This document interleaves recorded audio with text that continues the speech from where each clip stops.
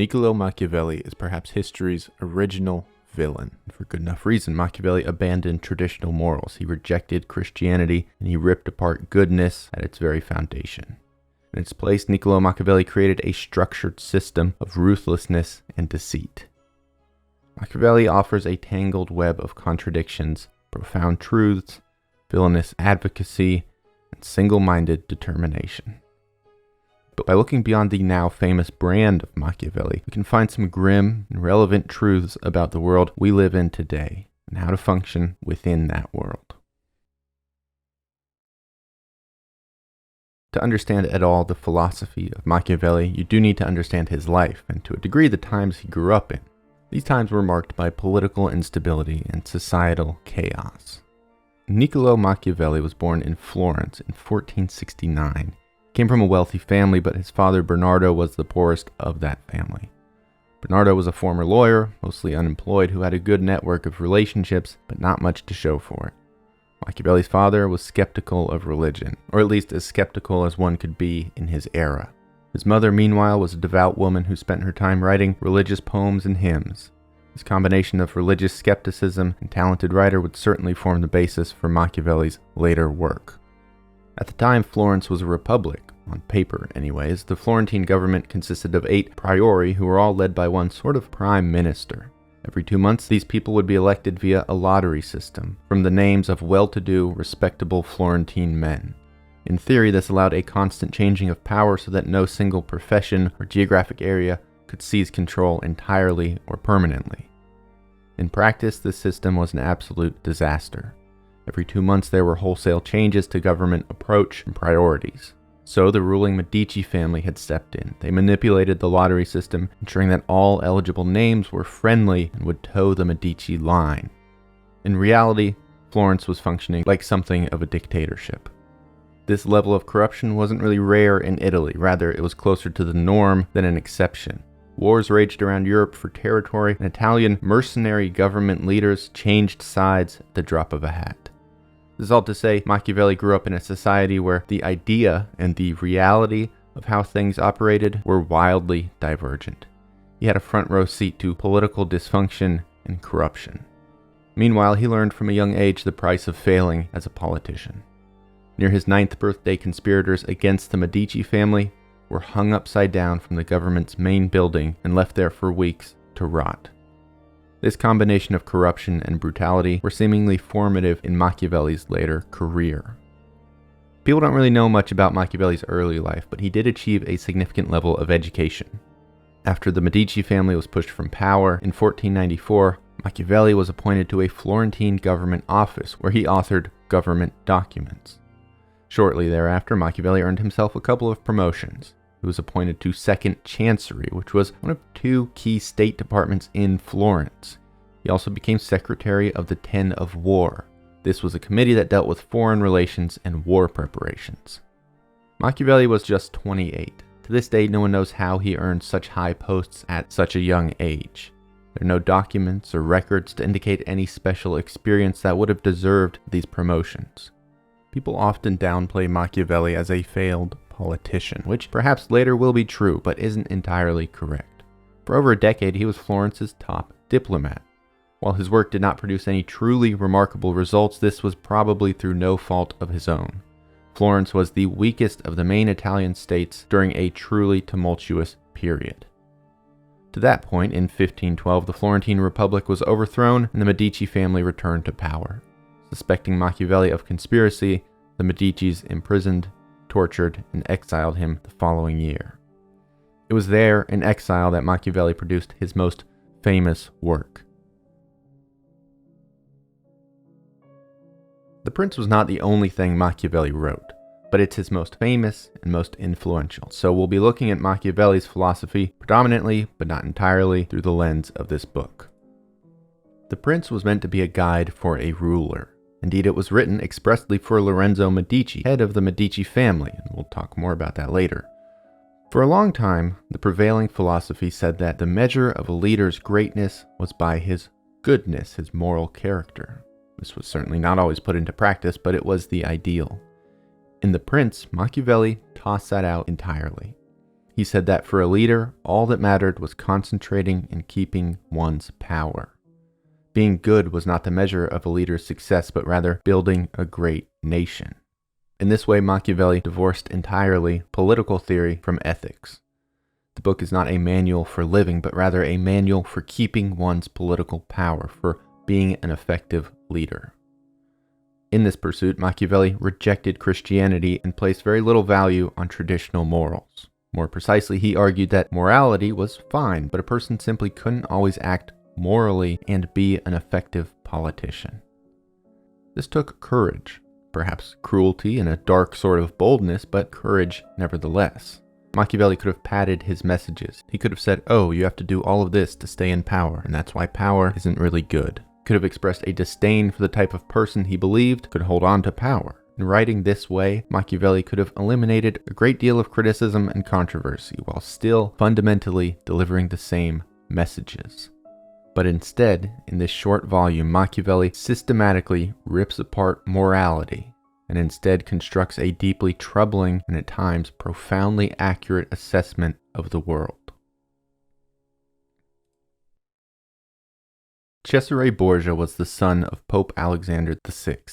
With his father's help, Borgia was building himself a new Italian state near Florence in 1502. Borgia conquered the city of Cesena and immediately went off to go continue his work.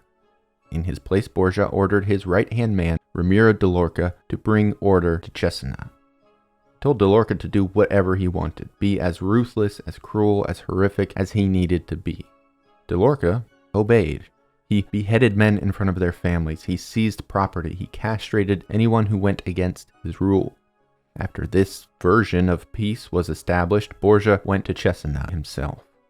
Borgia learned that, of course, the people of the town now hated de Lorca and by extension hated him too. After all, de Lorca had just spent a few months killing people's fathers, castrating their brothers, and abusing their wives. So one night, Borgia had his men slice de Lorca's body in 2 pieces and place these 2 pieces along with his severed head on a stick in the middle of town square. The next morning, the townspeople awoke and saw de Lorca's mutilated remains on full display. Being that they hated de Lorca, the people were pretty happy about this. Borgia addressed his citizens with flagrant deceit. He told them that de Lorca had usurped power and acted entirely on his own volition, that Borgia had never granted him the right to commit such atrocities. He said that de Lorca was a savage, sadistic psychopath. Borgia told the people that he had saved them from this monster and that de Lorca's level of cruelty and disobedience simply couldn't be allowed in the great society that he was trying to build. It was a ruthless, severe, and underhanded double cross from Borgia, committed against one of his closest comrades. Throughout The Prince, Machiavelli expresses a deep admiration for Cesare Borgia. He exalts Borgia as basically the ideal leader. You see, Machiavelli believed that goodness was fine. It was great to be good even, but you could not be an effective leader and be good all of the time. For Machiavelli, politics was an unending knife fight. It inherently required ruthlessness. He says a leader cannot always be compassionate, loyal, humane, and honest because the very nature of the role requires you to be cruel, disloyal, inhumane, and dishonest. When Machiavelli presents the question, should one be loved or feared, his answer is revealing. He says that it would be great to be both, but they don't always go together, and broadly, it's safer to be feared rather than loved. Machiavelli says people are unreliable. Some are cowards, some lie, some can be bought. Some just change their mind. These things will happen, he says, no matter how much these people claim to love you. But fear, Machiavelli argues, that is permanent. Punishment is a tangibly threatening thing that keeps people permanently in line. You can get over love. You can change your mind. It's much more difficult to get over fear. Indeed, Machiavelli argues that you can't control what or how people love, but you can control what they fear. It's a fine line, though. Fear is good, but Machiavelli maintains that a leader should never, for any reason, be hated. Hatred of a leader, he said, is what inspired assassinations and conspiracies. If you have to engage in violence, if you have to be cruel, do it quickly and do it quietly so as not to create hatred amongst your people. Be loved when possible, be feared when not. but never, ever be hated. That was a successful politician for Machiavelli. Niccolò Machiavelli was also happy to cast aside honesty. He recognizes that it's admirable to be honest, sure, but he argues it's simply not effective. By outwitting one's opponents, Machiavelli said, the cunning leader is more effective than the honest leader. He says that it's okay to lie, to go back on your word, to deceive people, or even stab them in the back. Circumstances change, and so must your commitments. It's not ethical, but this is what it takes to maintain power and build a great nation. Machiavelli argues that people will lie to you, so what obligation do you have to be truthful to them? In being honest, you're giving your opponents an advantage. You're refusing a weapon that you know they will have. This disregard for honesty expresses itself further. While Machiavelli maintains that you don't really need to have virtuous qualities, the great leader needs to appear to have them. You see, Machiavelli says it takes two things to win the people's adoration: appearances and results. Most people, he says, will only know a leader through his words. Very few individuals will ever see what goes on behind closed doors. And so your constituents will judge you based only on what they see, not anything that they experience. The things you say need to feel inspired by virtues, because that's how people will judge you. Of course, he goes on to say they will also judge your achievements based on results. Results, not methods. You won't always be able to get results through honesty, kindness, or any other virtue. That's just not how the game is played.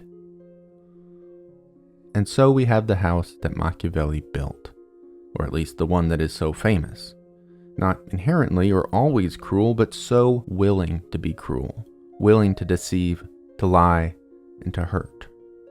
It is marred by cynicism, or perhaps as he would say, realism. Multiple times in his writings, Machiavelli declares people to be unreliable, dishonest, and selfish. And so you need to be these things too. But to reduce Machiavelli down to these terms is kind of inaccurate.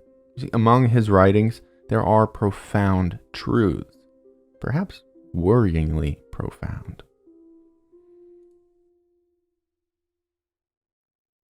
Machiavelli famously rejected Christianity as a legitimate way to deal with life's problems. In The Prince, he derisively writes, "I realize that many people have believed and still do believe that the world is run by God and by fortune, and that however shrewd men may be, they can't do anything about it and have no way of protecting themselves." In these words, Machiavelli sort of scoffs at the idea of God running our world and controlling our fates. In a way, it's tremendously inspirational. You have agency over your life, not God. Now, go do something with that agency. As ever, Machiavelli takes a practical approach. His approach to not just politics, but life itself is a battle between Virtu and Fortuna. Throughout his book, The Prince, Machiavelli relies on the concept of Virtu. Of course, the word itself brings to mind virtue, but that would be an incorrect translation.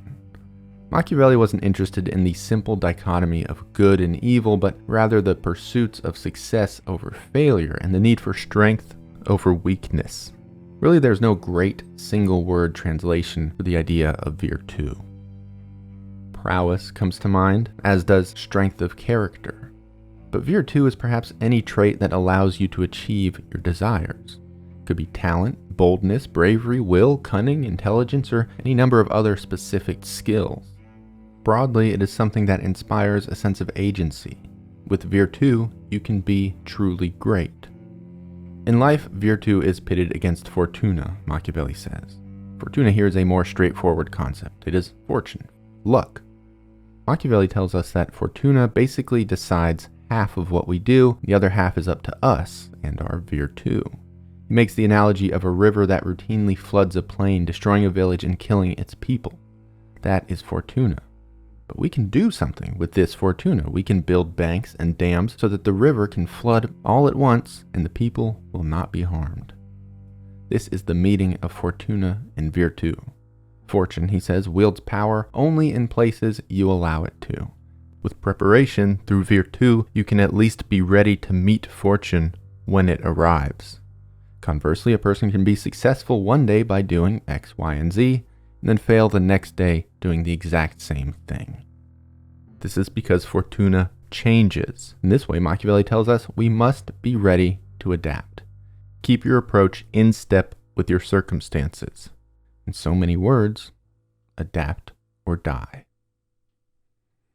Niccolò Machiavelli believed there was a beast within man, that beneath whatever morals we espouse or even act out, there is something else within us. There's an animal that wants nothing more than to fulfill desire and will do anything it must to achieve these ends.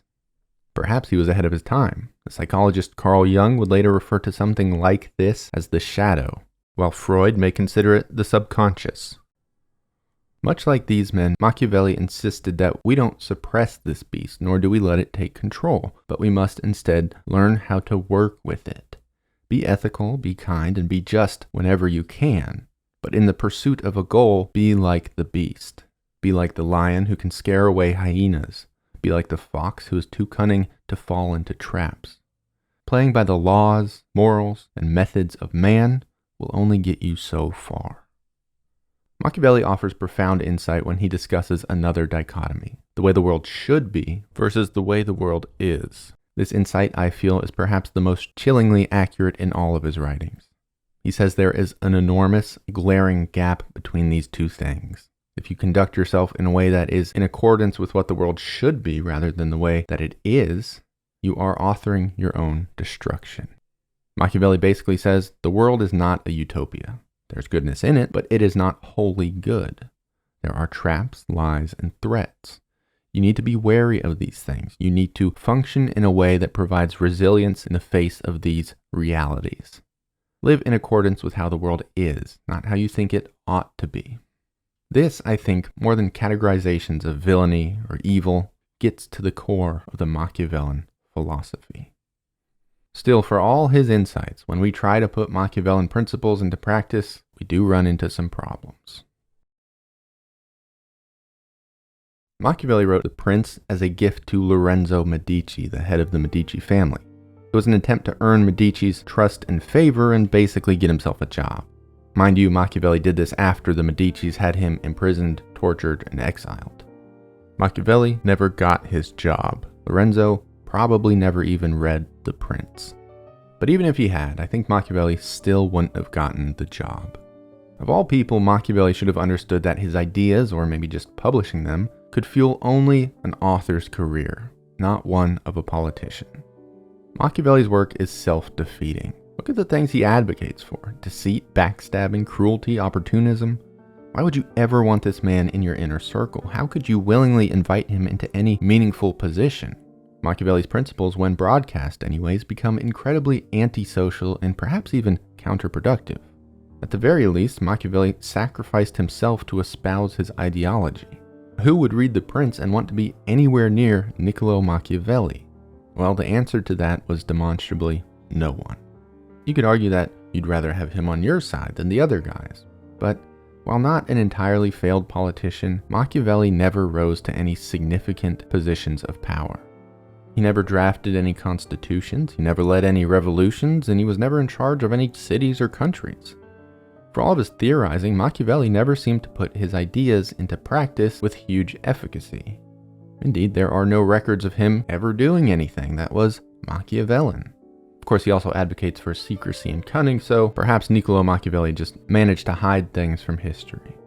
But historical record does not shine brightly on his life outside of authorship.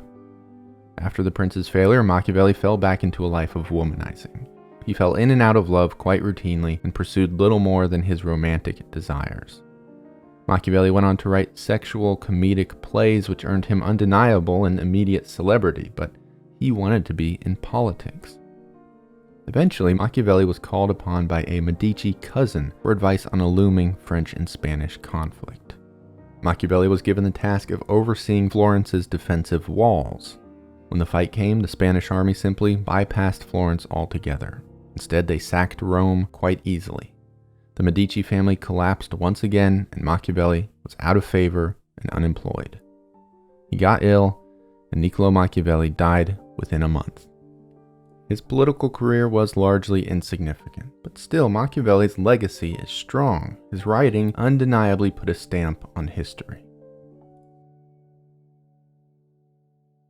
The Prince was not published during Machiavelli's life, but when it did appear in print, an English cardinal declared that it had been written by, quote, Satan's finger. Then Pope Paul IV banned the book immediately. In France, conflicts between the Protestant Huguenots and Catholics threatened to rip the country apart. The nation was under the rule of Charles IX, but he was sickly and young. In reality, his mother, Catherine Medici, was the one pulling the strings. His mother, who was an Italian, a Florentine, and the daughter of Lorenzo Medici, the very man to which the prince had been originally dedicated. In the St. Bartholomew's Day massacre of 1572, thousands of Huguenots were murdered and Catherine was held to blame. One would have been victim, Innocent Gentillet, escaped and wrote a work that firmly established Machiavelli as a villain in history.